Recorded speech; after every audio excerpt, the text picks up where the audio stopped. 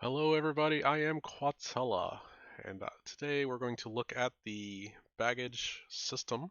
I have made a basic airport, skipped a lot of things like amenities and bathrooms and all that, focusing almost entirely on the baggage system. And I did make a video back in February which covered basically the same thing, but there have been several updates since then, including the multi-story update. So I will start at the beginning, as far as where baggage starts for the gameplay, and we will work our way up from there. The oldest one that they had back in February was this one, the check-in desk. It's the basic one with basically two stands. There is now a single version of it, a small one, which actually does not even have a conveyor belt. It appears to only be the sit-down portion right here, whereas these have two conveyor belts, and you can check in and drop off your baggage and go check in and be done with it. Uh, the single one, which I do not actually use, only checks in baggage, and then you'll have to drop it off, which is actually where these check-in, they're not check-in desks, hmm, they're actually baggage drop-off desks. I don't know why it says medium check-in there. Didn't say that earlier. Anyway, these are baggage drop-off points. I have 6 of them, 3 for each baggage bay that I have. I have 2 bays, 1 for each side of my airport. It's just you can have one bay. You can have one bay for each aircraft.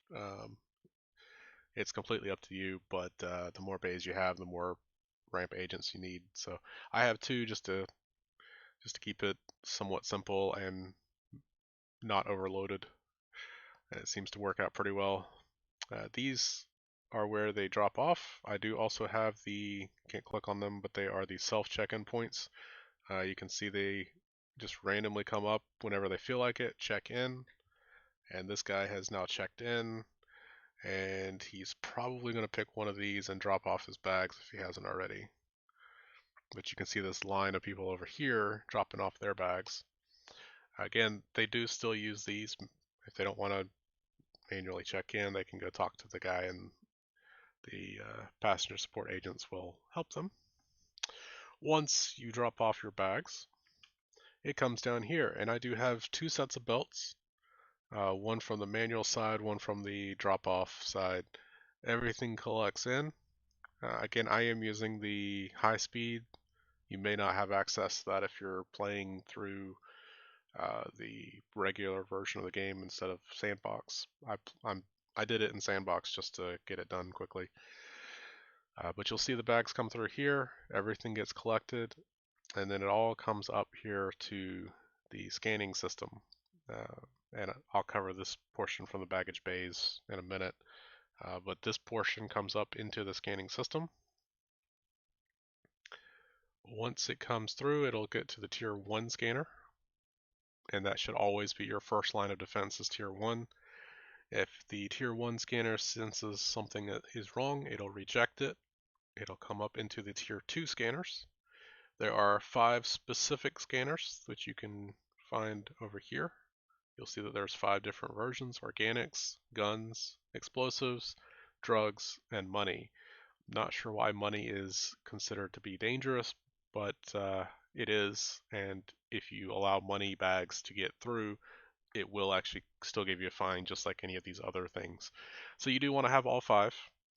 If any of those reject, then it needs to go up to tier 3. So I have it set up so that there's a third line here, so that anything that these 5 reject all come up here to this one, and it goes into a tier 3 manual scanner. You'll notice that I do have 2 of these.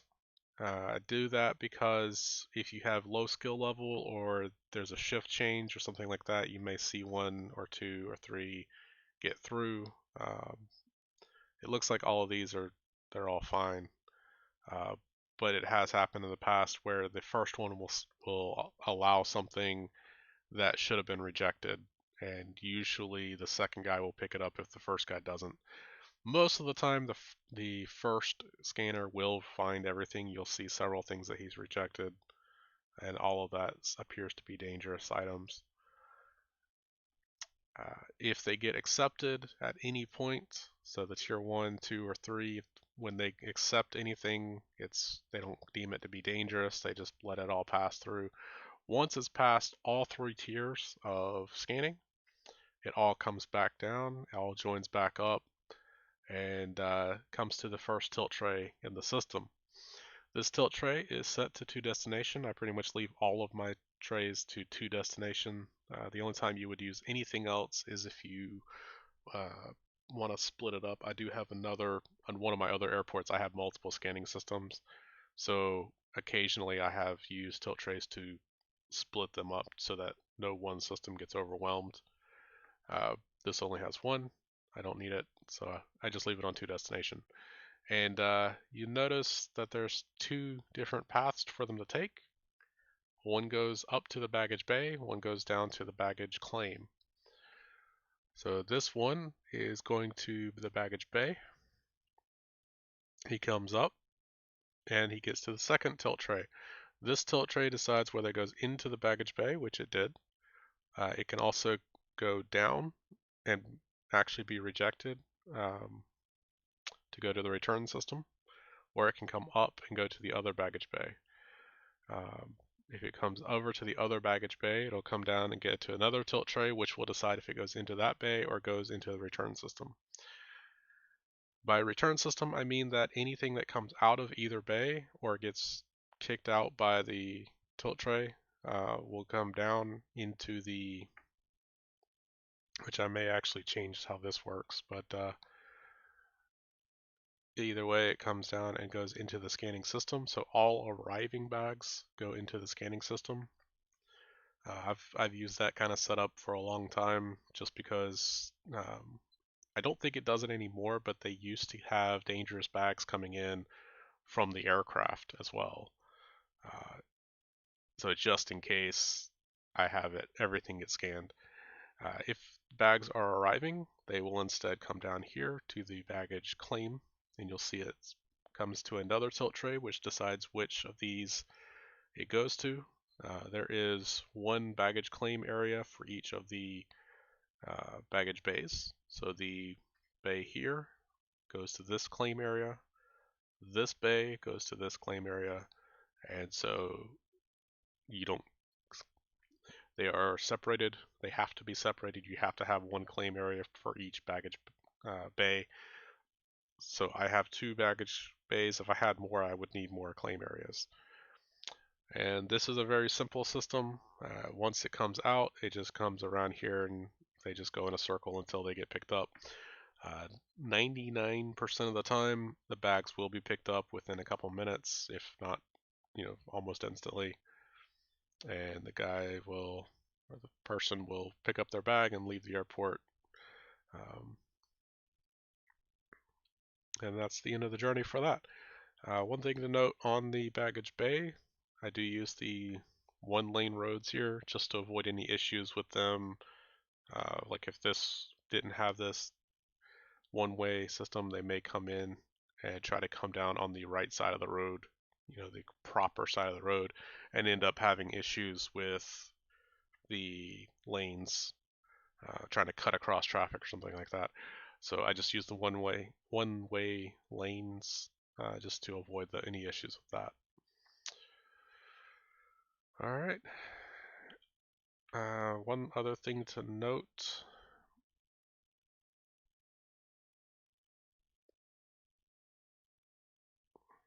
No other things to note that I can think of. Like I said, I do use the high-speed uh, conveyor belts for the majority of the system just to make it as fast as possible. I do use the slower speed intentionally here, just so that the scanning system is not going too fast for the scanning.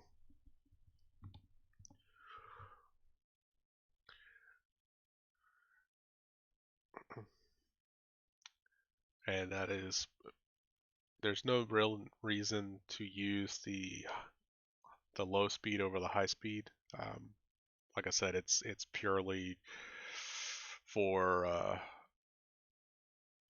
like in-universe reasons, I guess, just to not jostle the bags too much, just in case there is explosives or something in them. But as far as gameplay reasons, I don't think there's any issues with using the higher speed.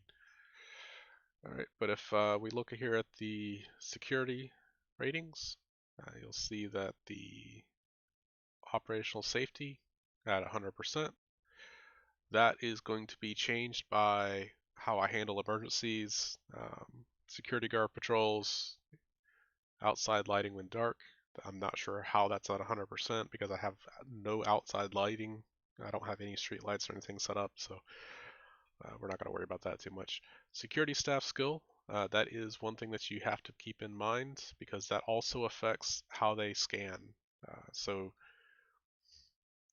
do you see that that's cigarettes? They correctly identified it. But if you have a low skill, they may misidentify bags or allow something through that should not be allowed through. And that is affected by the skill level. So if you come to the staff tab over here and you look at your security officers, you can filter by types and you look at your security officers. All of these guys are high skill level. I actually fired my entire security staff and rehired them just to make sure that everybody was very high skilled so that they wouldn't make mistakes.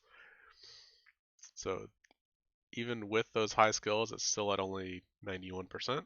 So it is possible to get it higher than that.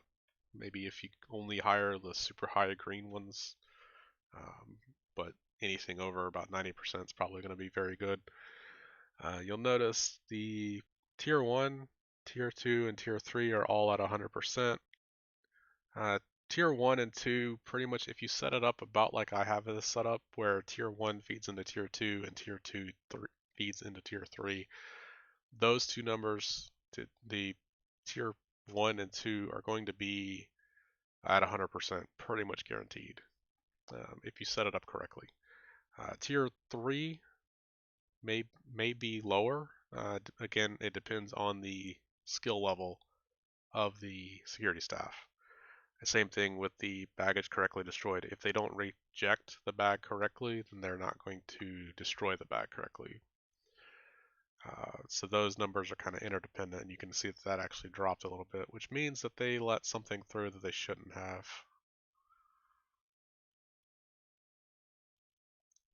Or they rejected something that they shouldn't have. One of the two. And I don't see anything, which means it's probably already in the baggage bay. Unfortunately, if something does get through, you will get a fine, which if you're playing on the regular standard non-sandbox version, then you may actually lose money on that. And then all of those obviously factor into the current and average security ratings, and you can see that mine is generally going up. It was lower because I had lower skilled staff and they were making mistakes, but that number is slowly going up. There are other factors. Obviously, I don't have any services, so I don't have any bathrooms or anything like that. I didn't bother with it here. Um, so all of those numbers are going to be low, but my security rating is very high. So, all right, and that is the basics of the baggage system. I did, uh, like I said, you do have to have one baggage bay or baggage claim for every baggage bay. So you want to make sure you do that. And then we talked about the baggage scanners, the three tiers of baggage scanners, and then the baggage destroyer, which is this big red thing right here. And anything that gets rejected by all three tiers will get destroyed. And you'll see most of the time it's going to be explosives, money, organics, drugs, things that the airlines generally don't want on their planes because a lot of it is dangerous or can be dangerous. So we're going to make sure that that doesn't get on the planes. Otherwise, we'll get a fine. So, all right. That's all I have for you guys today. hopefully this is an updated video that I will not have to remake again. I don't expect the baggage system to change again. It's pretty much feature complete for them. But if it does, I will eventually make another video and hopefully cover any of those changes. And if you guys have ideas for other videos or you want to see something specific, whether it's Airport CEO or another game, let me know and I will look into it and possibly make another video. Until next time, I am Quatella, and I hope you guys have a good day.